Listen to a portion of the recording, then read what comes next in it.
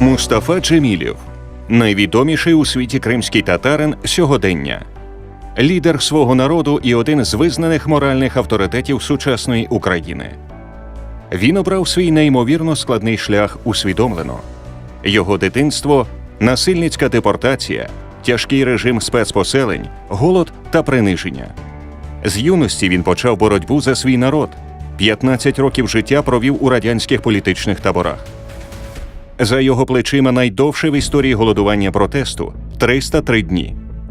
В кінці 1980-х Мустафа Джемілєв очолив боротьбу за національне відродження кримсько-татарського народу вже на історичній батьківщині в Криму. Розповіді про Крим замінили йому дитячі казки. Все його життя і всі його ідеї були пов'язані із мрією про повернення на батьківщину. Вперше Мустафу Джемілєва засудили на 1,5 року позбавлення свободи у зв'язку з його відмовою служити в радянській армії за політичними мотивами.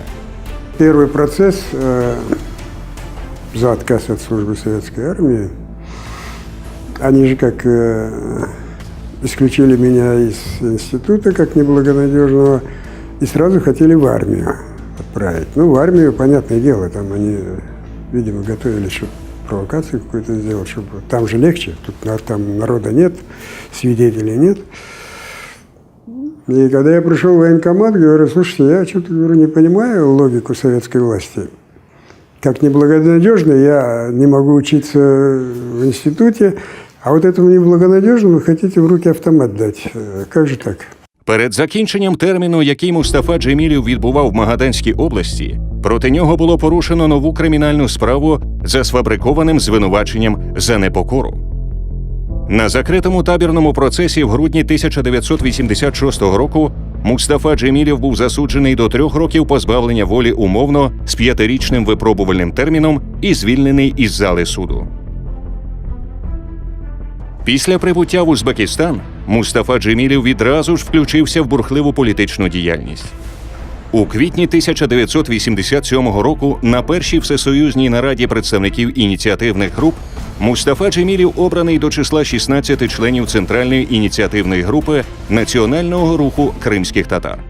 У травні 1989 року на базі ініціативних груп засновується Організація Кримсько-татарського національного руху. Мустафа Джемілєв обирається її головою.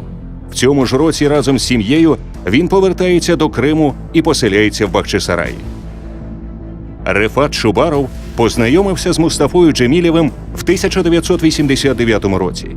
Але ім'я Мустафи часто звучало в його родині задовго до цього. В нашей семье очень часто говорили про него, и мама говорила, особенно когда мы ездили в Краснодарский край.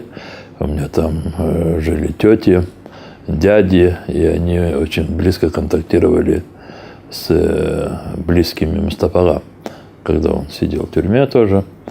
Ну, поэтому после этих поездок долго все это обсуждалось в семьях.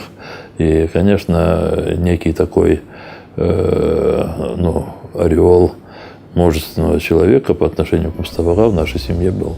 Так судилося Мустафі, що він був поза рідним краєм тривалий час.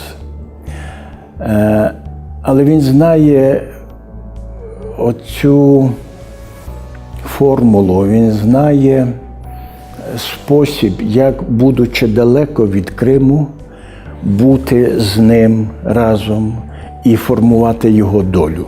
Тому йому не звикати бути поза Кримом, але насправді бути душею Криму.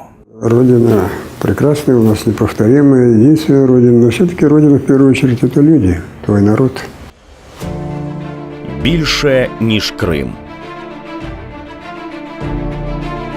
Великі люди маленького народу.